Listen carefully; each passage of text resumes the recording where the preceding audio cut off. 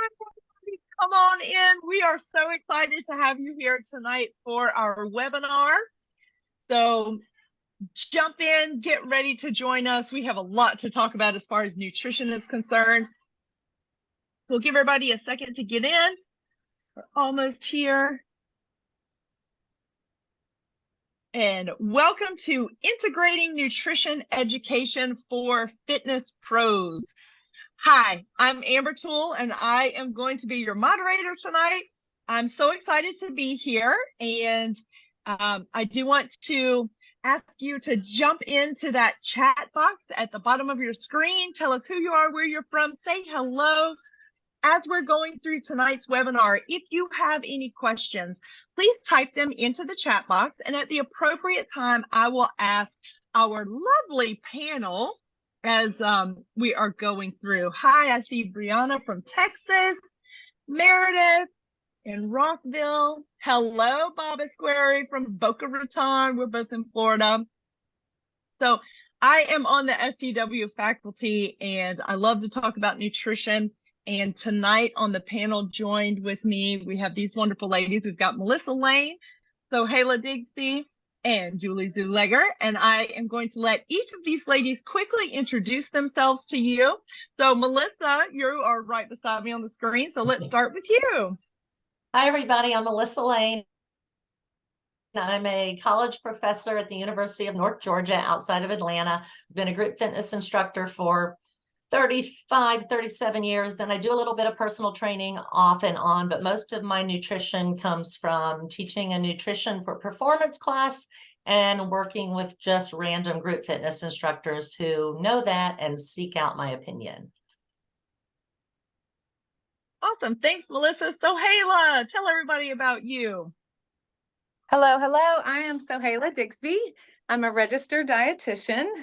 Apparently my lighting is on a timer in here, and it just wanted to give y'all some evening mood lighting there for a minute. And I have been a registered dietitian and a fitness pro in combination for my whole career, so over 25 years of both.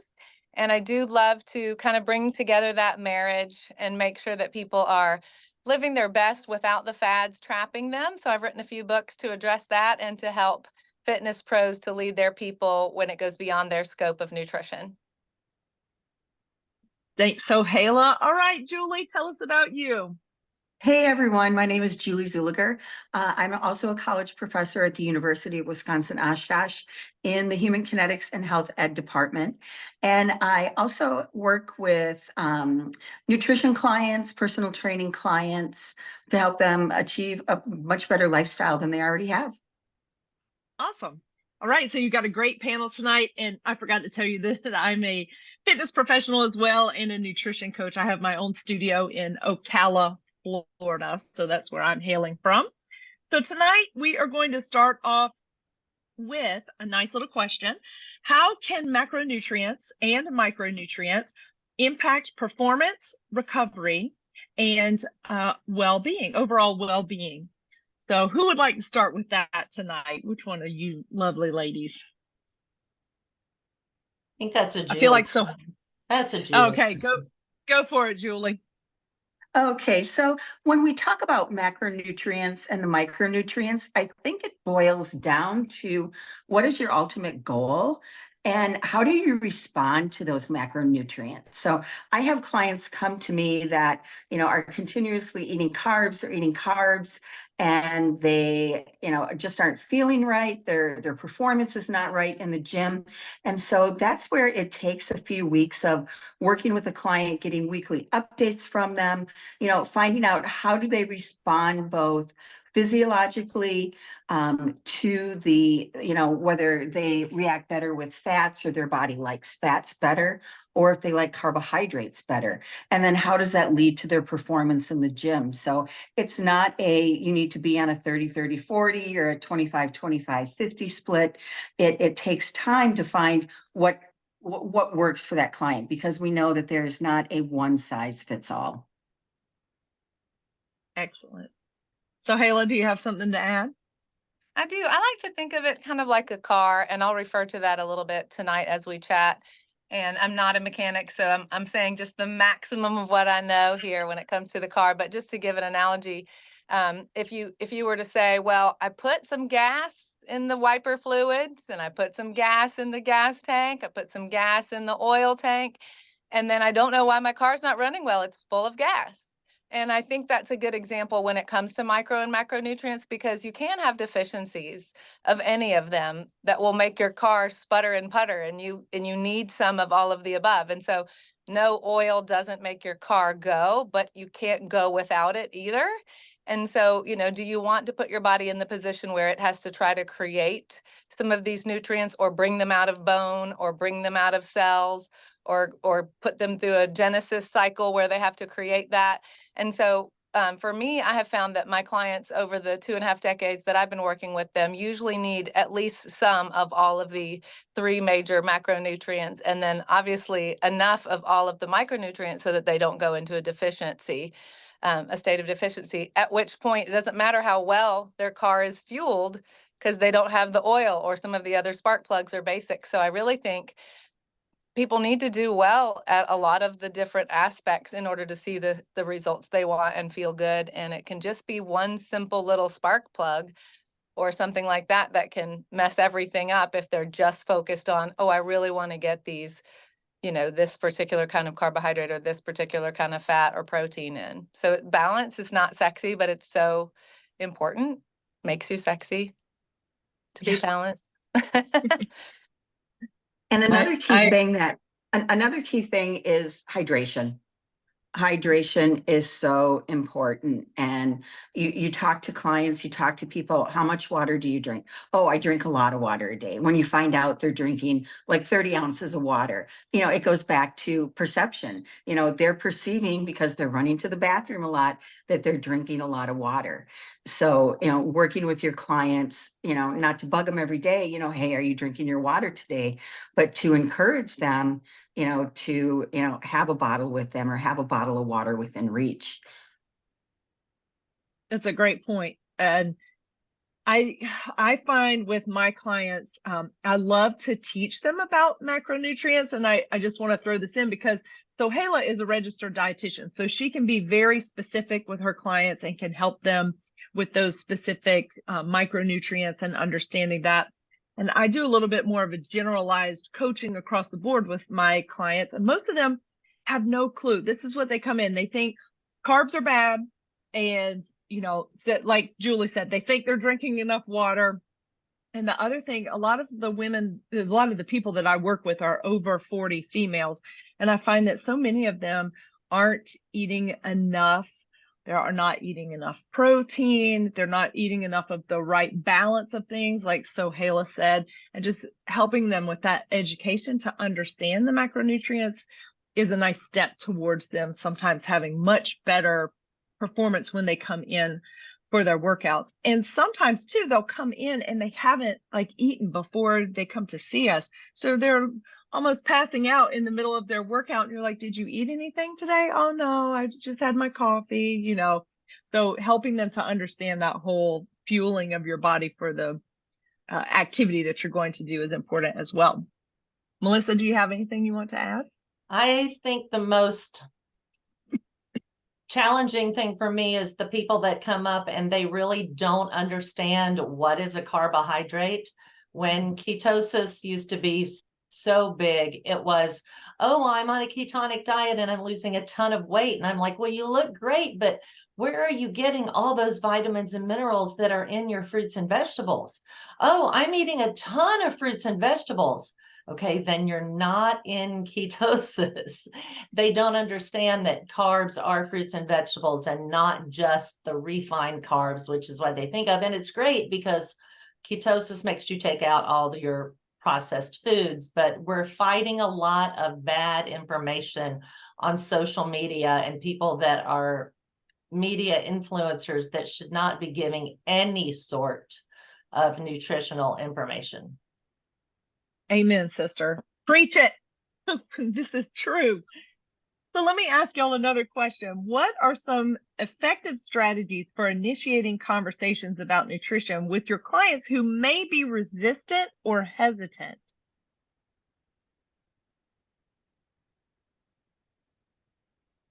Everyone's just staring. I'm happy Go to ahead. start.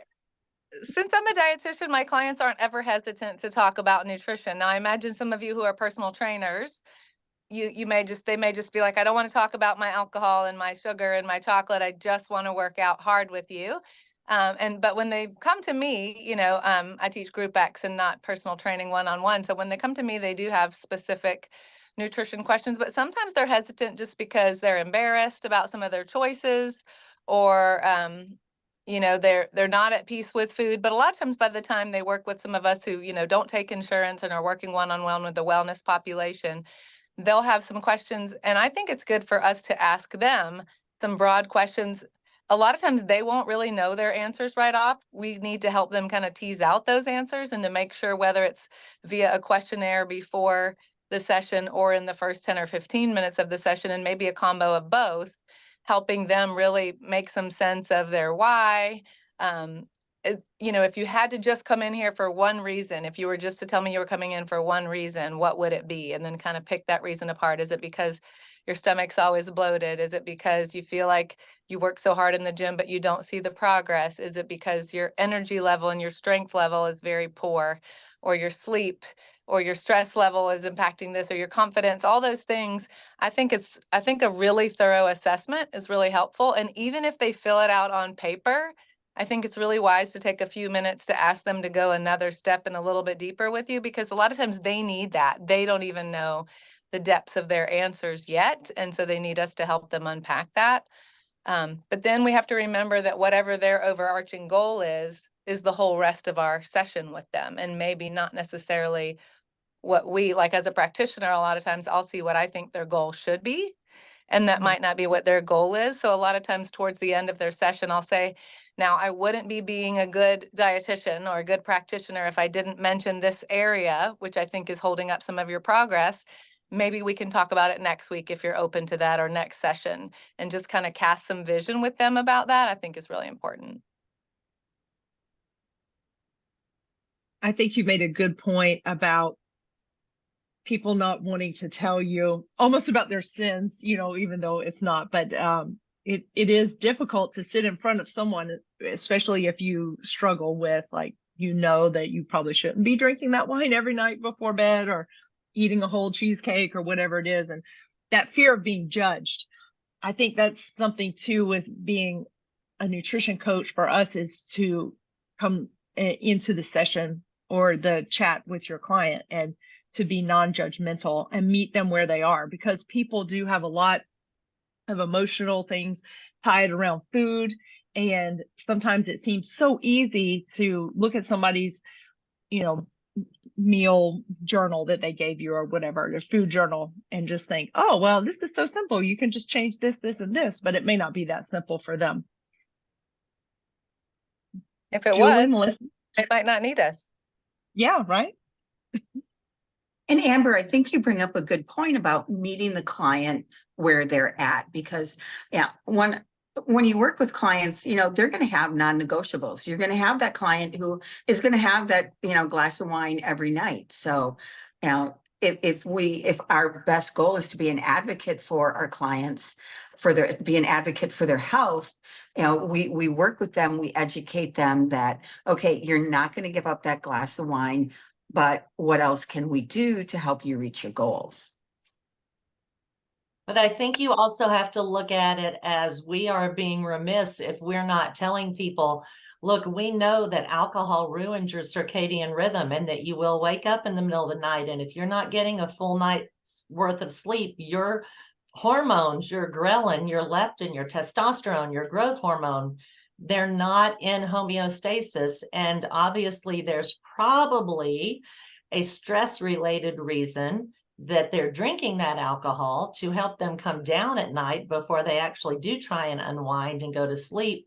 So maybe we need to dip into what their stress levels are, how they're sleeping. What would happen if they cut down on the wine and maybe only did it on Friday, Saturday, and Sunday, if we are meeting them where they are, because we have to tell them the full story. And Melissa, I'm going to ask you to expand just a little bit, because even though we're talking about nutrition, you brought up some things about sleep and how it affects your hormones, and how that then in turn can affect what and how you're eating. I don't know if you want to maybe expand on that a bit.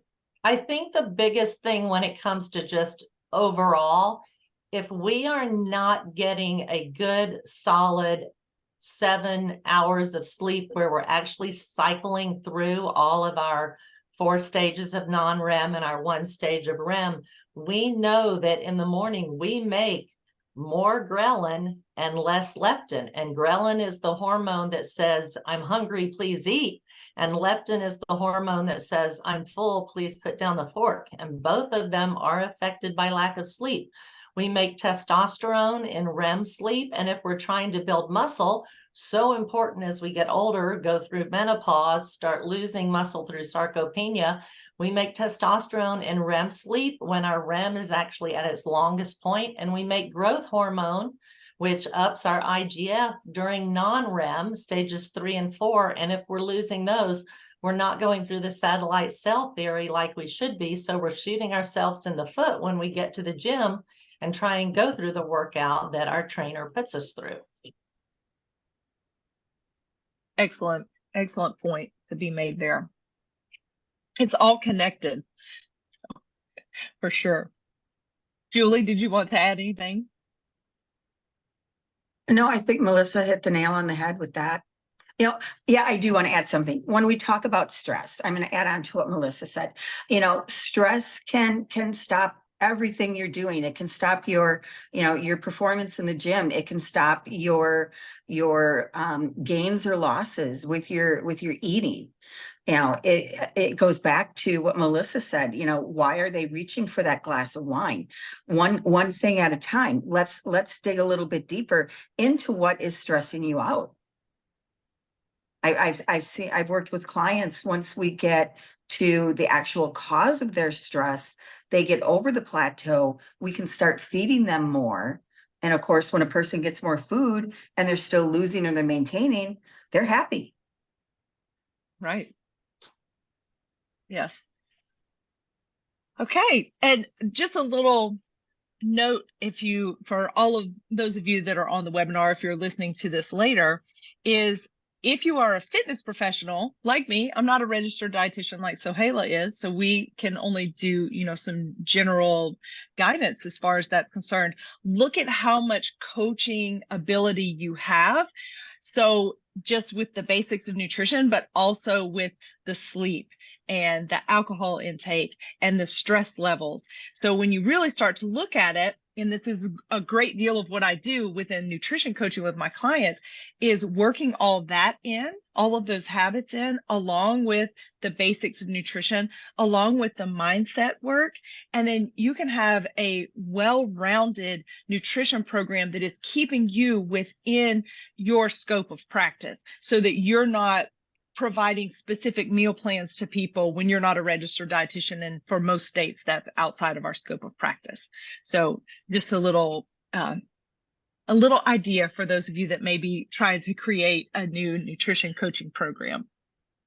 All right, May I ladies. add something to that, Amber? Oh, sure. Go ahead. Even as a registered dietitian, when I see people, like this week, I had a teenager, and I mostly see adults. And so I had a mom that was an adult at the gym where I teach boot camp, and she kept wanting me to see her daughter. And she's a runner. She's very young. She has some issues that are specific.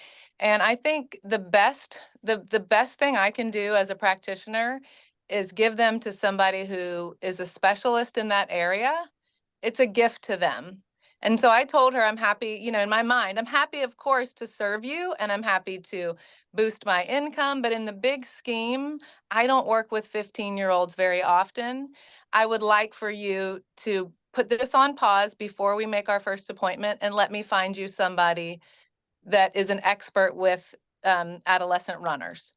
And, could I talk nutrition and probably figure out a lot of what's going on? Sure. But I just really feel like as a mom of 3 kids, when my pediatrician kept trying to solve something and it turned out one of my kids had anaphylactic allergies, I was really thankful when she passed us on to the specialist that really could actually solve our problem.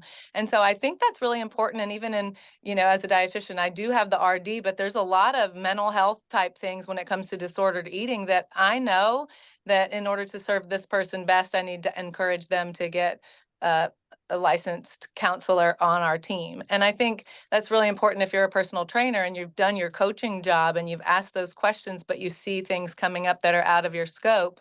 I think, it doesn't necessarily mean you have to hand them off like I did with the runner. Sometimes you can partner, like I often do with disordered eating related things, or I partner with personal trainers when I'm working with someone who thinks they're getting the fitness part right, but might not really be putting the effort in that they think they are. So I think teamwork is really important. We don't always have to try to do everything ourselves, because even when you mention sleep and stress, there's so many different professionals that we could team up with that could help them. So I just think that's important to know where our scopes lie for all of us and when it's time to pass them on to a specialist. Yeah, that's a great addition for sure. And we had a question that I do want to ask, and I have a feeling that Melissa is going to be the one to answer this one. Lolly wanted to know about alcohol consumption. What exactly happens in the breakdown? So I'm going to assume, Lolly, that you want to know what happens in the breakdown of alcohol when we ingest it. Okay, so I normally do this in a 75-minute session at Mania called Sip or Skip, Alcohol's True Impact, but I'll give you the abbreviated breakdown. Your body metabolizes alcohol in the liver at approximately 1 drink or 1.5 ounces per hour. It crosses the blood-brain barrier to your brain in direct proportion to how much you drink, and it actually starts to kill your cells no matter which tissues it enters, whether it's your pancreas, your brain, your liver, anything like that. Alcohol is a toxin. I don't care what the wine growers tell you about resveratrol. If you want resveratrol to help your heart health, eat some grapes. But in your liver, through the breakdown of alcohol dehydrogenase, if you are not a heavy drinker, you actually turn ethanol into acetaldehyde, and acetaldehyde is extremely toxic to your body. It's very similar in its chemical structure to formaldehyde. So your body changes acetaldehyde into acetate and acetyl-CoA to help remove the toxins. And then this is, of course, processed through your kidneys and excreted in your urine. But the more you drink, the more that enters the cells. It does kill all of your, not all of your, but in direct proportion to your tissues and what you're drinking and what passes into them.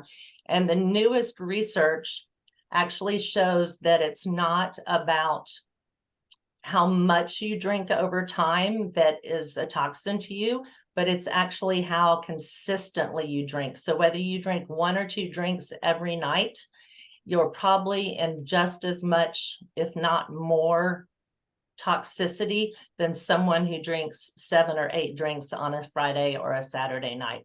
Andrew Huberman is a great person to listen to on a podcast if you're really interested as far as what happens to alcohol in your body.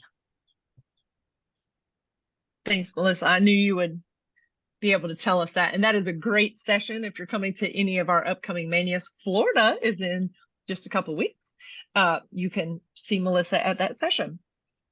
All right, ladies, when you have clients come in, how do you approach nutritional assessment and goal setting with them? And what factors do you consider?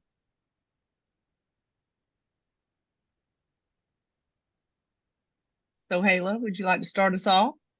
Yeah, back to that, questionnaire or assessment time. And I really think it's important. The longer that I work with one-on-one clients, the longer that I spend listening to them and the less time I spend telling them. Because as you know, most people kind of know what to do. They might have a couple questions, but they know what to do. So we have to help them figure out the why as to why they're not. Is it because they have so many different messages coming in, so they're not sure if it's really a valuable thing to do? Or is it because one day when they overeat avocado or guacamole, they're like, well, that's okay. I was on the keto diet that day in my head. And then, I didn't get to eat yesterday, and that's okay because I was maybe intermittently fasting in my head. And they jump around from thing to thing. And so just helping them asking them, helping them understand the benefits of sustainable lifestyle change. You know, what if you were to be consistent with this thing that you say you want to do, and really help them think through that after the assessment. There's lots of different things we can assess though, and I strongly, strongly dislike it when my personal trainer friends measure their people in every different spot, their neck, their arm, their chest, their their calf. Like, it's just making people insane to have this many numbers to obsess about, especially numbers that you can hardly duplicate in the same hour because you can't find the exact spot on your thigh that they found. So I think, you know, assessment in general, a waist assessment is a helpful tool. A BMR or RMR test is a helpful tool. An InBody or Tanita scale can be helpful if it's numbers that they want to focus on. But, or, you know, even in logging food with them. But I usually ask them a question: when you've logged before, what are the helps and harms that it's done? When you haven't logged before, what are the helps and harms? Like, they need to know that sometimes in some seasons of life it's helpful, and in some seasons of life it's harmful, and it could be different than it was 10 years ago. So, you know, because I get into the nitty gritty of nutrition with them, I do spend, you know, more time than maybe a personal trainer can spend asking those questions. And that's a part of why I think that teamwork can be so important. But there are so many levels of things you can assess. And I will say, another one of my pet peeves, while I opened my pet peeve door about the measuring in too many places, is this lovely phrase. And there's so many phrases, many of us have said them before, and when they're used in the proper context, they can be great. But one of them is one that I really like in some instances, but it's you can't manage what you don't measure.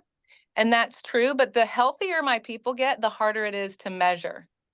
Like, for some of us who have been in the same 5-pound weight range for a long time because we found that consistent happy place, then are we failing now because there's no measurable change that you can see on the outside? Or are we getting more advanced in more difficult ways to measure because we're cooking a little more healthfully, or things like that that are hard to put that number on? So I do think sometimes we need to graduate our people from over assessing them. Like, I have some clients that I say, go tell your personal trainer that I said that you're graduated from your monthly Tanita.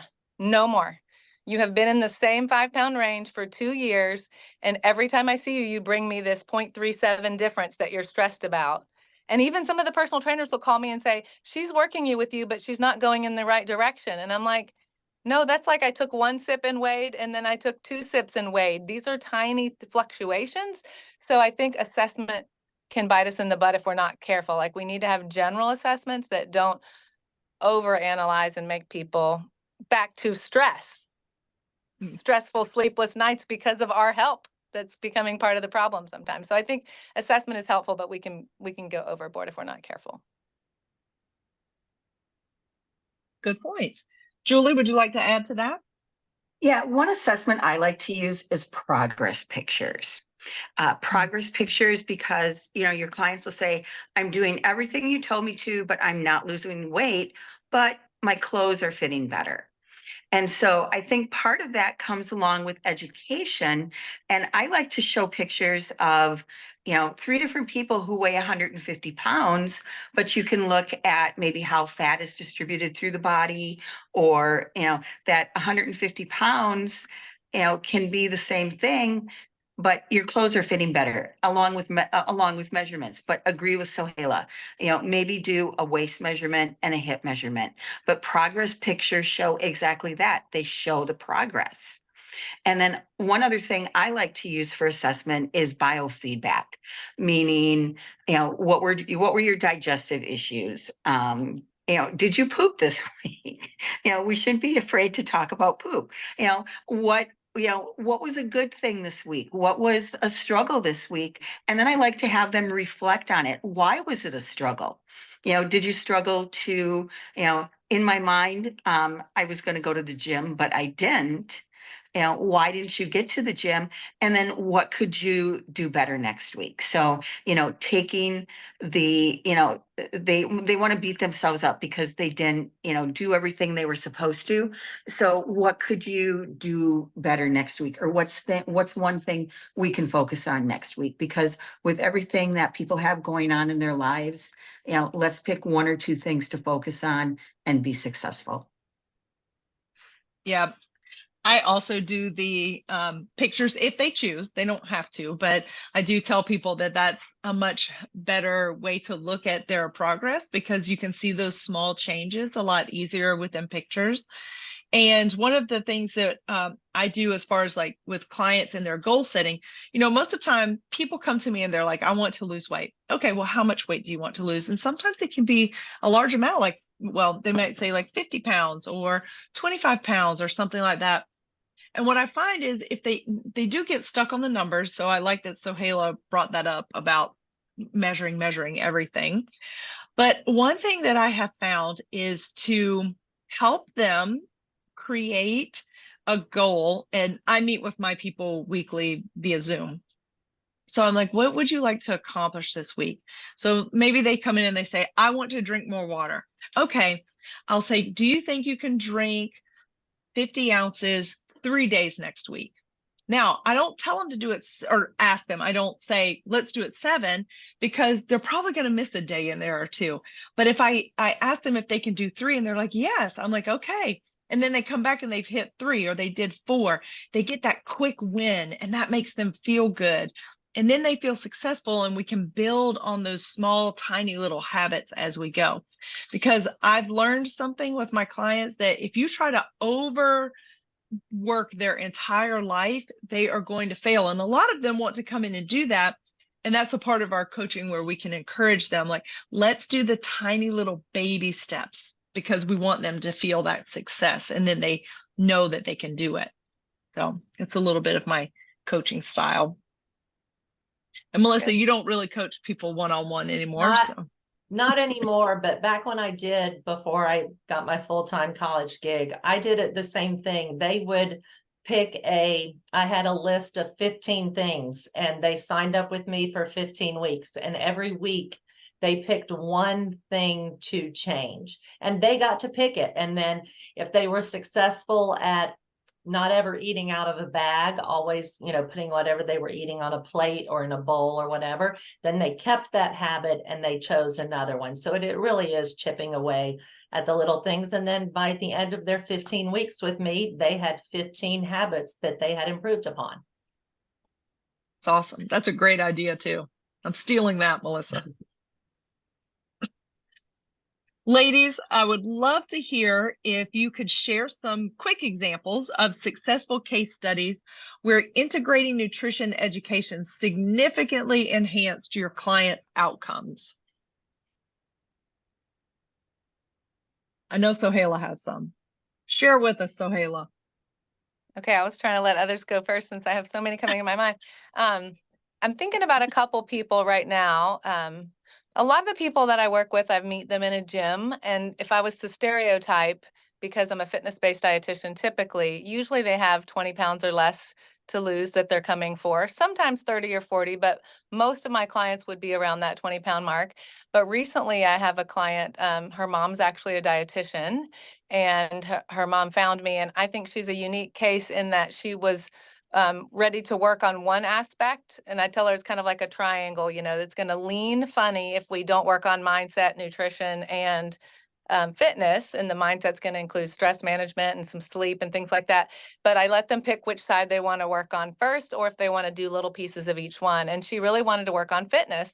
And she was doing so well at it. And I kept telling her, every couple of weeks, you're doing so great at fitness, but I do need to tell you that your triangle's leaning and you're not going to have the robust success that you want if you don't let us dive into the nutrition. And so just this week, she leaned into the camera to show me the definition in her arms.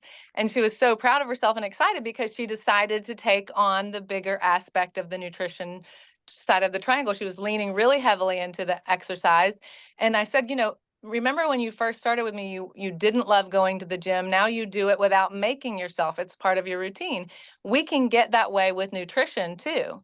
And can you just visualize getting to that point where you do eat healthy and you do some natural meal prep in your mind, even if it's not, a Food Network style, you do start doing some of those things.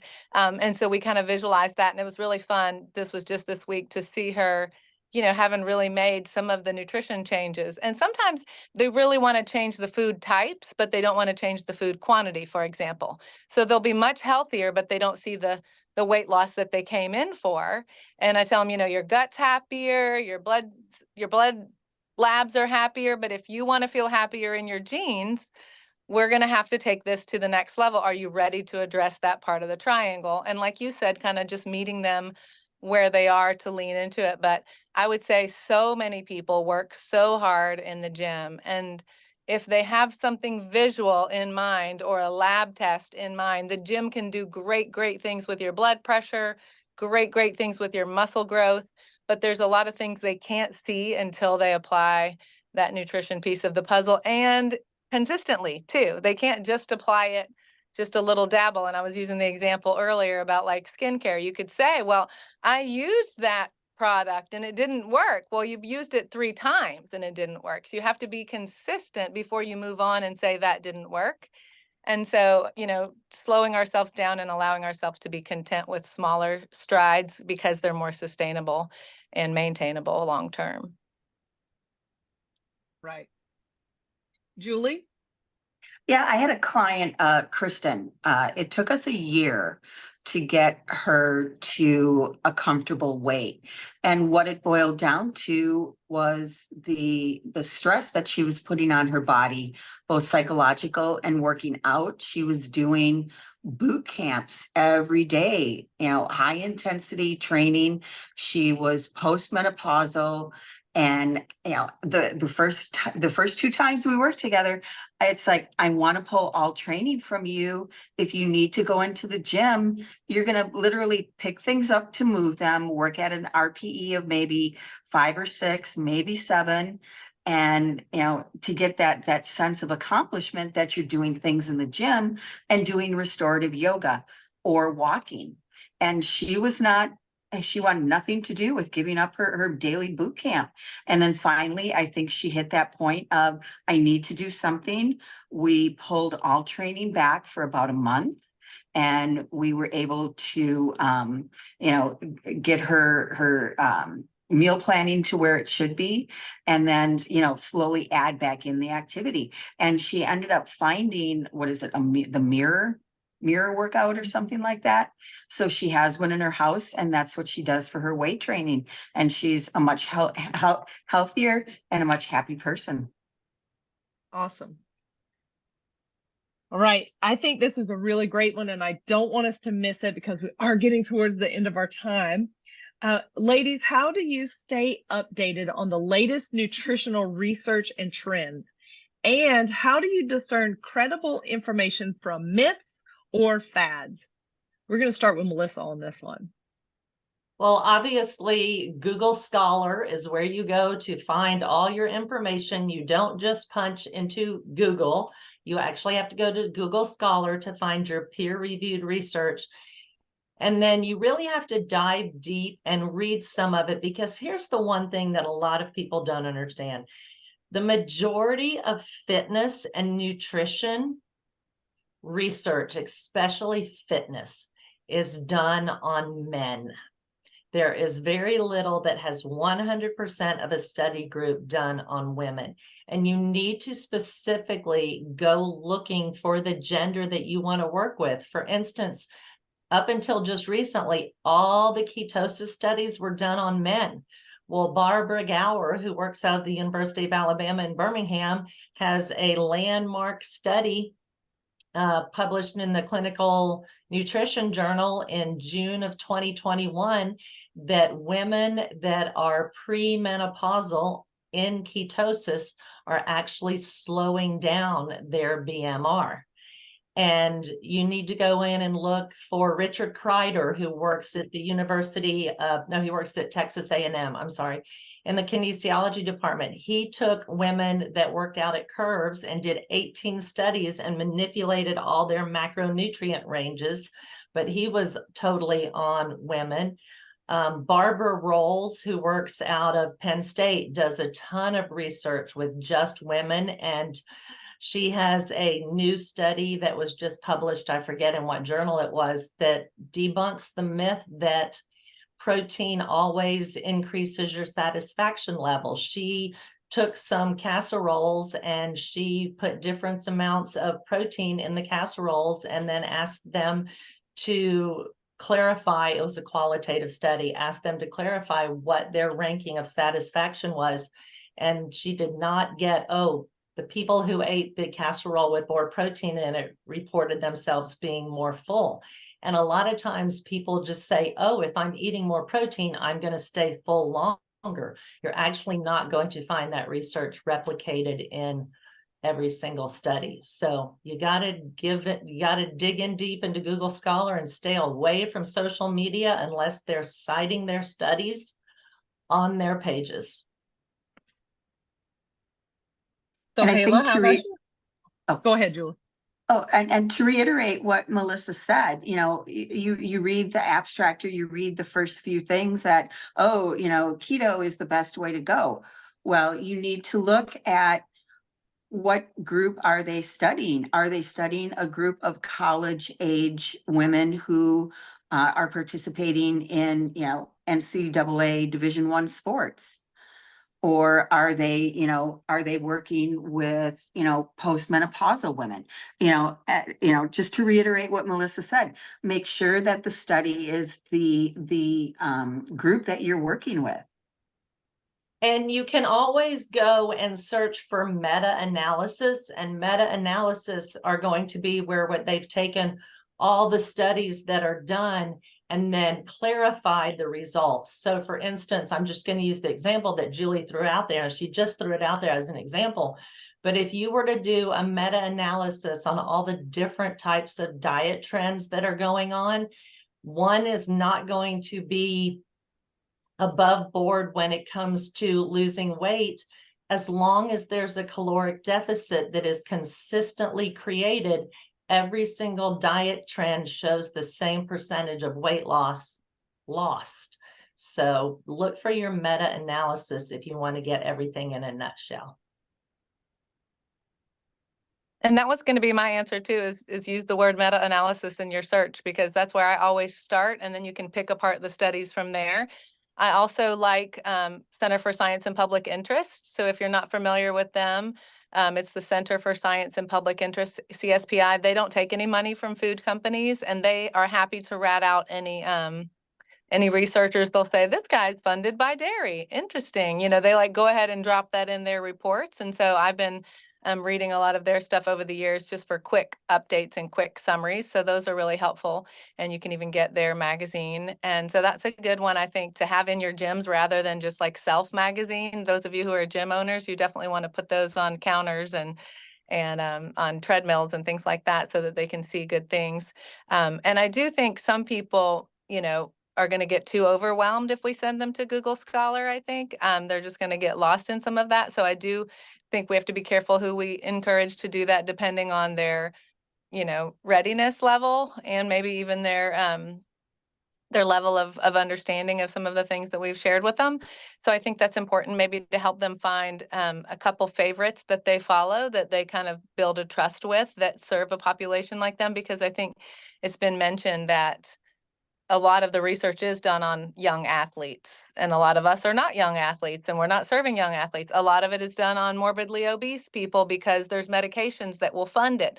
Are your people morbidly obese? Are your people males? And so that is really important. And I think one of the most important parts about it is being a good listener of your population, because if you work with a generally healthy fitness population, there won't be much research on that population, almost at all, especially if they're 35 and they don't have any chronic diseases. They just need to lose 8 or 12 pounds or whatever it is that they tell you they want to lose. There's not going to be a lot of research there. So you've got to be a really good listener to that specific client so that you can help them, because it's not going to be guided through research as directly. And I think Sohaila made a good point with who is funding the research. You know, is it funded by the USDA, or is it funded by, you know, such and such an organization? Because obviously that can skew results, or it can skew how the research is being performed. Yes, right. Well, ladies, we have come to the end of our time, and I just want to check really quickly. We don't have any questions up, but I want to say thank you to each of you for your time tonight. All of you are so so lovely and wonderful and so extremely smart. I always love to listen to your answers. Thank you to everyone who joined us from all across the states. We appreciate you logging on. Don't forget, you can listen to this on our podcast as well. Florida Mania is coming up May 3rd through the 5th. I think I have those dates right. Let's throw that, Carter, there you go. He's going to throw that in there for you guys. So if you're in Florida and you're not coming to Florida Mania, I don't know why not, because all of us are going to be there. You'll get to see every single one of us. So we hope to see you soon in the next couple of weeks, and have a great night, you guys. Thanks so much.